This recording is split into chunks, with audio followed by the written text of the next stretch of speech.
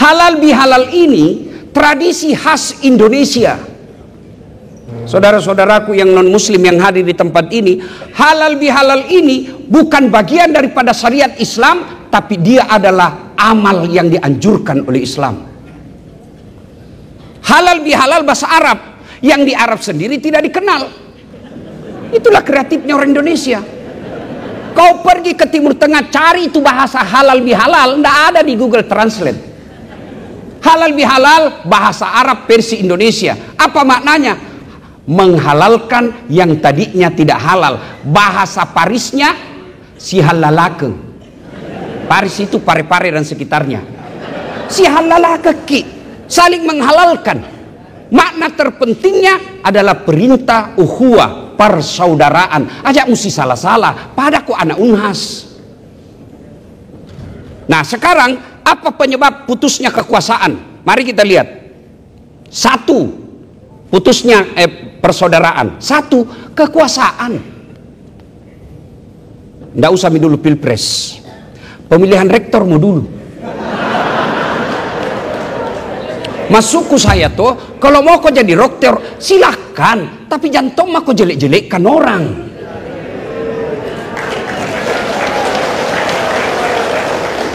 Semua mau jadi silakan kalau mau memenuhi syarat, tapi jangan kau menyerang orang. Tunjukkan maka kau hebat. Kenapa? Apa yang kau tulis di grup itu menunjukkan itulah karakter dan pribadimu. Prinsip saya bergaul, kalau dia jahat tapi baik sama saya, tidak ada urusan dengan kejahatannya, biar Allah yang tahu. Dia tukang bohong, urusannya dengan Allah, tapi saya mau baik sama dia. Itulah yang disebut mukhlisinin. Coba lihat Pak Rektor Tawa. Bapak boleh terima atau tidak, tapi itu faktanya. Siapa dia lawan bertarung? Pil Rektor. Siapa dia lawan bertarung? Setelah terpilih, nah ambil itu teman yang bertarung. Ayo kita sama-sama.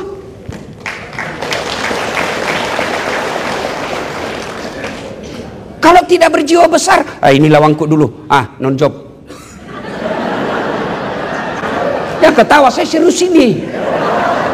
Biar kau profesor, biar kau doktor, biar hebat gelarmu bertumpuk-tumpuk, tapi kalau kotor hatimu kau hina di hadapan Allah.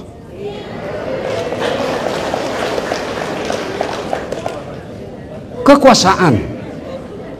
Kalau tidak terpilih tanding lagi. Tidak terpilih tanding kau sedek. Tanding kau lagi. Prabowo 3 kali lawan kata kosong dikalah, tapi baru Allah kasih. Bertanding saja, jangan saling jelekkan. Yang namanya mencari-cari kejelekan pasti ketemu. Maka Allah katakan jangan kalian mencari-cari kejelekan sesamamu, karena namanya mencari pasti tidak dapat.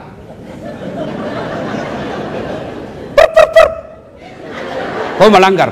Kau tidak lihat ini rambu-rambu? Saya lihat Pak. Kenapa kau langgar? Saya tidak lihat Bapak.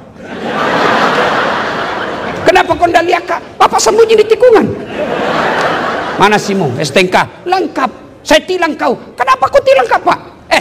Kau pembohong. Maksudnya apa? Itu jaketmu Honda, motormu Yamaha. Ini namanya mencari-cari kesalahan. Anak mahasiswa UNAS tidak betul dikalah. Bapak mengaku polisi baru polpenna pilot. Dia banyak mencari-cari kesalahan. Kekuasaan bisa memusuh persaudaraan. Namanya kekuasaan. Ambil kekuasaan itu, tapi jangan kau berpecah belah. Lihat pilpres contohnya 2019, siapa yang bertanding? Bapak Prabowo lawan siapa? Joko Widodo. Siapa yang menang? Pak Jokowi. Siapa menterinya? Prabowo. 2024 siapa yang bertanding? Prabowo lawan Anies. Siapa lawannya? Prabowo. Siapa sekarang menterinya? Prabowo. Muhaimin Iskandar. Ngapain kita berpecah belah? Berapa rektor di Unhas, tapi begitu kau memilih atau mencalonkan diri dan kau lawan orang dengan memfitnah dan menjelek-jelekkan, jabatan belum tentu kau dapat. Oke lah kau dapat, tapi sejarah membuktikan kamu orang jahat.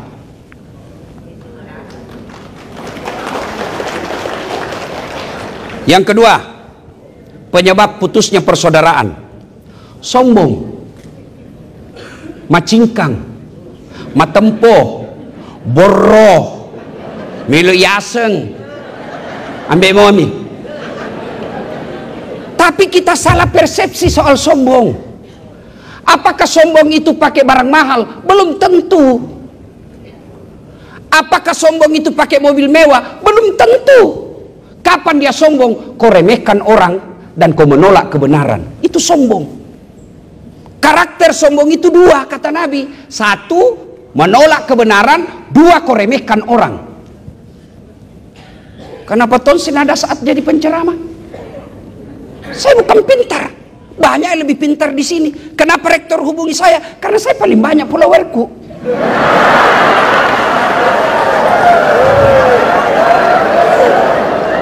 Sombong, menganggap remeh orang lain, menolak kebenaran.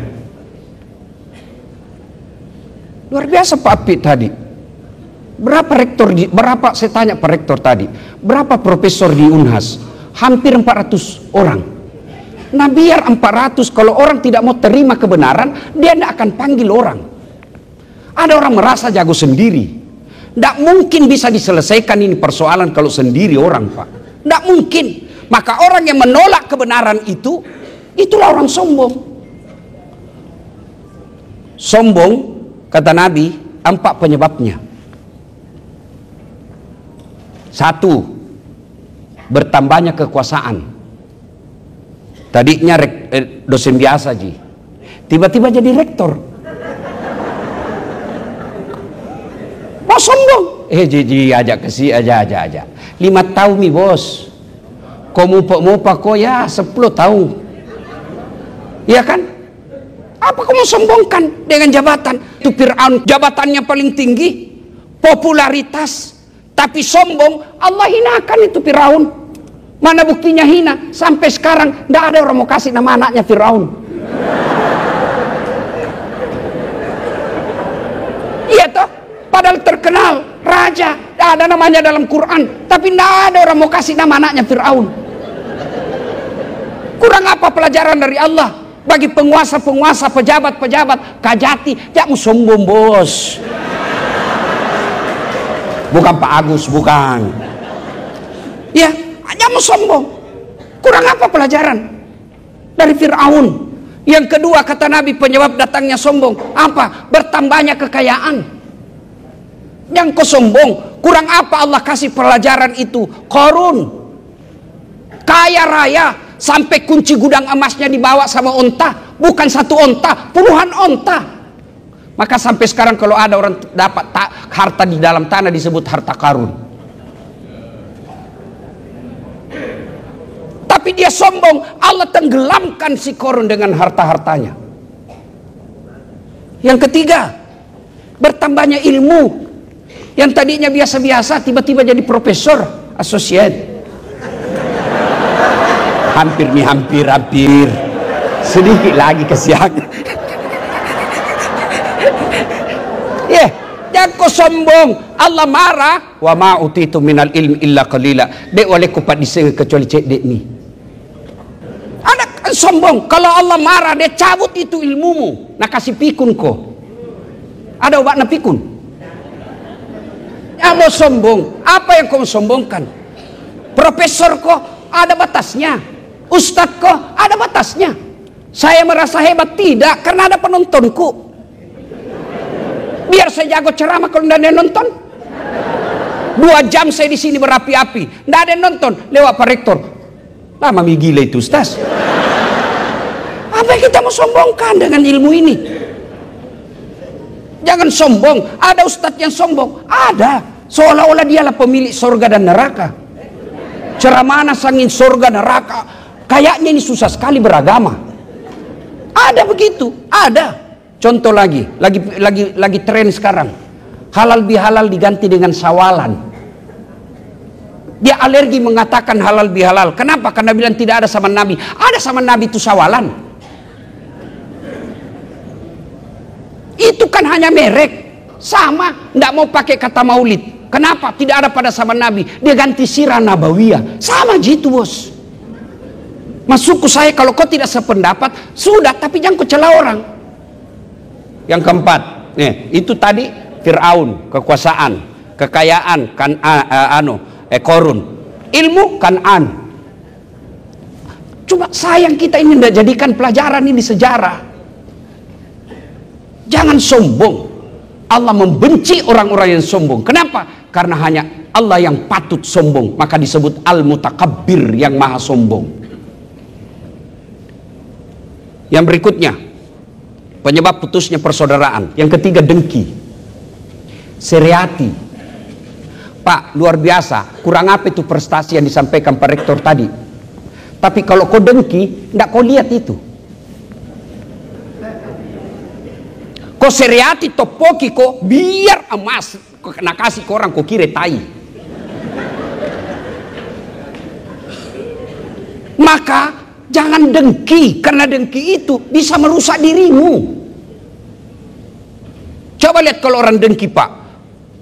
Dikasih wajah yang cantik orang, dikasih wajah yang gagah, mulus mukanya, bagus bibirnya, alisnya tebal. Karena dengki, lubang telinga pingin lihat, banyak tainya. Itu dengki. Jangan dengki. Kalau dengki, jangankan satu fakultas, jangankan satu universitas, saudara kandung saja dia bisa dia celah-cekakan. Kurang apa pelajaran dari Nabi Yusuf? Siapa yang dorong Nabi Yusuf ke masuk sumur? Saudaranya. Apa sebabnya? Dengki. Seriati, Pak. Bisa jadi ini ada dengki di sini. Rektornya Unhas, orang Pindrang. Penceramanya orang Pindrang.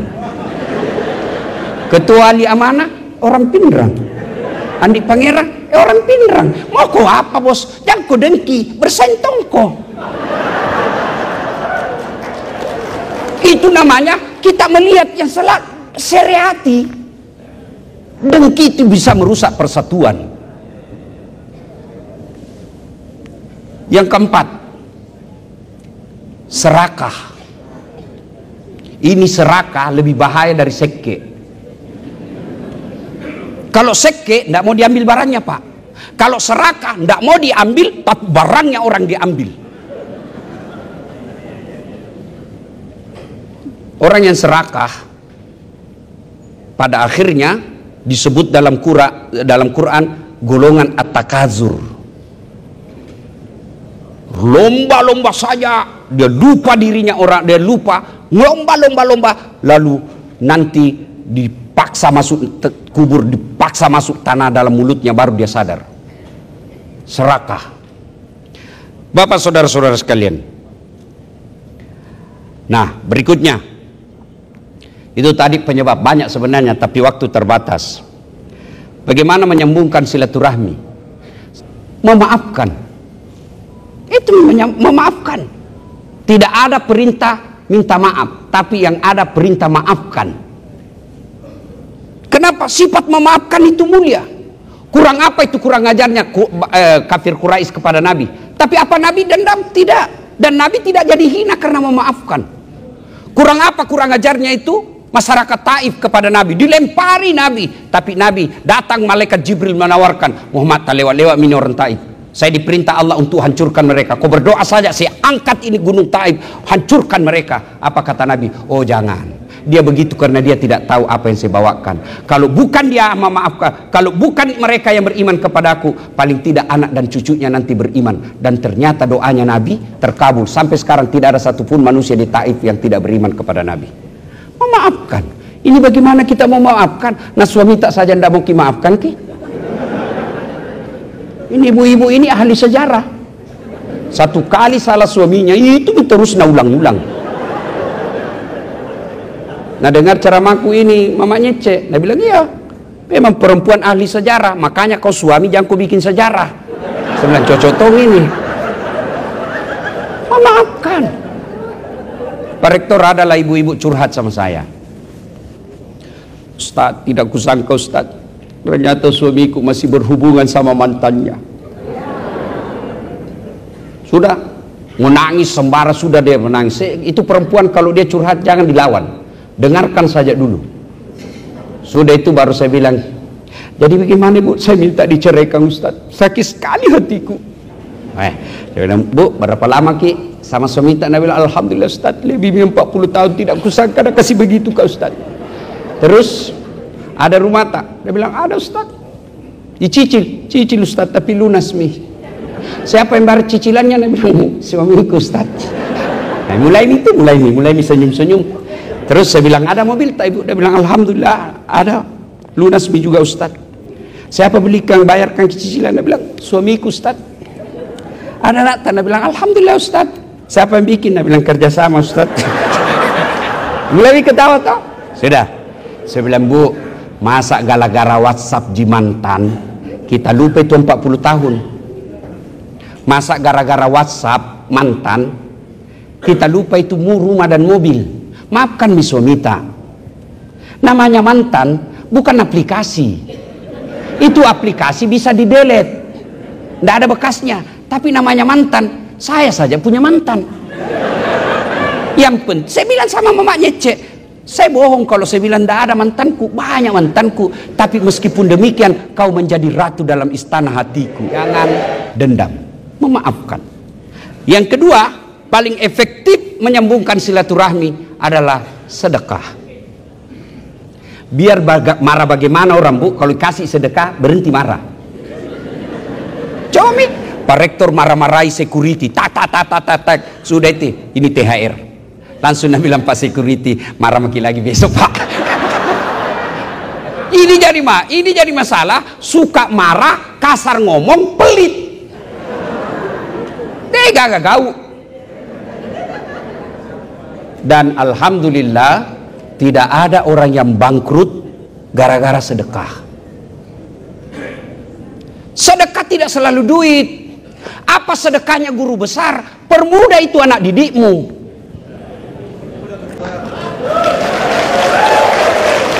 Sudah tidak sama persepsi mahasiswa dipersulit. Itu zaman dahulu kala. Sekarang zamannya kita jalin bagaimana anak mahasiswa kita cepat selesai. Sedekahnya kita ini dosen, sedekah duit. Allah, saya agak duit tak kasih. Gaji saya lihat tadi, waktu tanggal 1, Masya Allah belum cukup 5 juta. Baru 4.900.000. Itu apa saudara-saudara sekalian? Nah, berikutnya yang ketiga, poin ketiga, apa hebatnya kalau banyak teman? Kenapa Allah perintahkan kita memperbanyak teman, menyambungkan silaturahmi? Satu, murah rezekinya. Saya ini, Bu, tidak banyak uangku, tapi banyak temanku. Temanku banyak uangnya. Apa? Tangkis sama kau? Mana buktinya? Oh, Masya Allah, kalau pika pasar tidak pernah laku uangku. Baru kak turun dari mobil ada yang teriak, Assalamualaikum Ustaz. Dalam hatiku aman dan terkendali. Ada yang isi ikan, ada isi sayur. Saya gaji, ajak na Ustaz. Enggak enak, bulat palu, ajak na Ustaz. Dalam hatiku memang itu kutunggu. Murah rezeki, Pak. Bapak berdoa, ya Allah bukakan pintu rezekiku, ya Allah perbaiki kehidupan duniaku. Tidak mungkin itu uang jatuh dari langit-langit masjid, tidak mungkin itu dolar keluar dari tegel, tapi dari mana? Dari tangan-tangan manusia. Makin banyak teman, makin banyak rezeki. Tidak percaya? Tanya ini petugas bank. Semakin banyak orang datang, makin banyak rezekinya itu pegawai bank. Maka sedekah, maka sambungkan silaturahmi, murah rezeki. Yang kedua, panjang umurnya, bukan panjang ajalnya. Ajal tidak bisa ditentukan. Maka kalau kita berdoa, kita cuma bilang ya Allah panjangkan umurku, tidak dibilang ya Allah panjangkan ajalku. Apa maksudnya? Biar dia sudah meninggal, orang masih kenang. Itu disebut panjang umurnya. Lewat di rumahnya Pak Rektor, baiki dulu ini, doakan Ki. Padahal sudah meninggal, masih orang doakan. Prof Ahmad Amiruddin, bukan yang sekarang. Ya kan, sudah meninggal, orang masih ingat. Kenapa? Baik. Itu disebut panjang umur. Tapi kalau kita jelek sama orang, jangankan wafat, masih hidup saja nah doakan ke orang sial. Coba mungkin jadi dekan yang pelit, kasar ngomong, nah doakan ke orang ada lalu ditangkap na cepat sih diganti. Yang ketiga, tolak bala. Di kompleks ada yang menyerang rumah, tapi karena baik kita di warga komplek, tiba-tiba datang semua satu komplek, jangan kau ganggu itu. Kalau kau ganggu itu, kami warga komplek kau lawan. Tapi coba bapak jahat sama orang. Begitu ada yang ambak nih, majak memang itu ambak, capu lalu, capui. Yang keempat, orang yang banyak temannya, mudah urusannya. Saya pergi kantor polisi, baru kak turun, Assalamualaikum Ustaz. Waalaikumsalam komandan, apa urusan? Perpanjangan SIM, langsung Pak Kapolres Tabes. Saat lantas, bantu Pak Ustaz, jangan ku minta uangnya, dosa ku uang Ustaz ku makan. Selesai. Sudah itu malah dikasih lagi uang. Maka makna dari halal bihalal adalah uhuwah, persaudaraan. Itulah makna dari wa'tasimu bihablillahi jami'a wa la tafarraku. Berpegang teguhlah engkau kepada tali persaudaraan agama Allah dan janganlah engkau bercerai-berai. Pak Rektor yang saya muliakan, ada yang Bapak lupa prestasi Unhas, yaitu perkelahian antar fakultas tidak ada nih. Saya zaman kuliah dulu, sospol baku cambuk sama teknik. Sekarang alhamdulillah tidak ada itu. Prestasi juga itu. Dulu sedikit-sedikit demo ribut, alhamdulillah tidak ada nih. Dulu selalu ada media di televisi sangin demo saja dikerja. Itu juga prestasi yang harus kita apresiasi. Yang ketiga, Pak Rektor, ada yang Bapak lupa lagi, prestasi sebagai mubalik.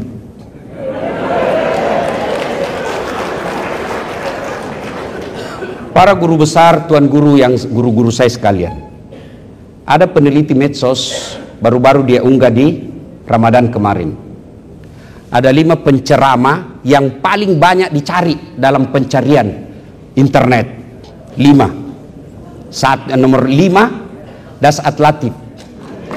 Nomor 5. Nomor 4 Hanan Ataki. Nomor 3 Khalid Basalama. Nomor 4 Adi Hidayat. Nomor 1 Abdul Somad. Tapi saudara perlu tahu, dari 4 di atas saya semua alumni Timur Tengah.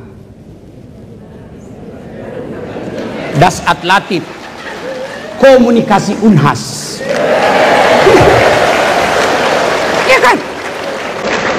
Kalau mereka semua mengajar di dunia-dunia yang namanya universitas bidang keagamaan, Das'at Latif sospol. Itulah prestasinya Universitas Hasanuddin. Dan Bapak boleh buka ceramah di channelnya Pak UAS, Ustadz Abdul Somad. Itu kan ada dia bilang, saya juga heran lihat ini Ustadz Das'at. Dari 5 yang saya sebut tadi ini, Das'at Latif paling banyak viewernya. Apa rahasianya? Komunikasi Unhas. Ini prestasi, bukan sombong, hanya menyampaikan fakta dan data. Bapak saudara-saudara sekalian, banyak yang ingin kita sampaikan tapi waktu yang terbatas.